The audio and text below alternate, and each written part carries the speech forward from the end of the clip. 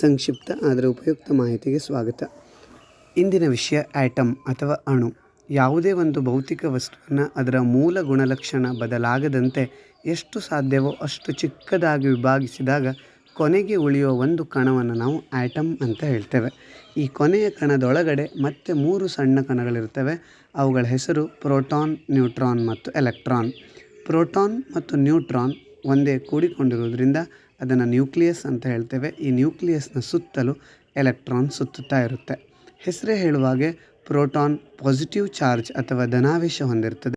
Neutron neutral, ಯಾವುದೇ ಆವೇಶವನ್ನು ಹೊಂದಿರುವುದಿಲ್ಲ. Electron ಋಣ ಆವೇಶ ಅಥವಾ ನೆಗೆಟಿವ್ ಚಾರ್ಜನ್ನು ಹೊಂದಿರುತ್ತದೆ.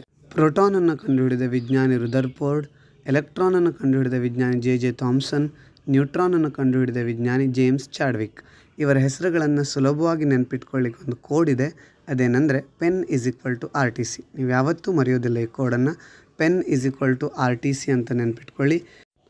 P ಅಂದರೆ ಪ್ರೋಟಾನ್, ಆ ಕಡೆ RTCಯಲ್ಲಿ R ಅಂದರೆ Rutherford, E for electron, T ಅಂದರೆ Thomson, N for neutron, C ಅಂದರೆ ಚಾಡ್ವಿಕ್. ಪೆನ್ =RTC ಅಂತ ಅದ್ರ ಎದುರುಗಡೆನೇ ಬರ್ಕೊಂಡ್ರೆ ನೀವು ಇವರ ಹೆಸರುಗಳನ್ನು ಯಾವಾಗಲೂ ನೆನಪಿಟ್ಕೊಳ್ಬೋದು. ಮುಂದಿನ ಮಾಹಿತಿಗಾಗಿ ನಿರೀಕ್ಷಿಸಿ. ಧನ್ಯವಾದಗಳು.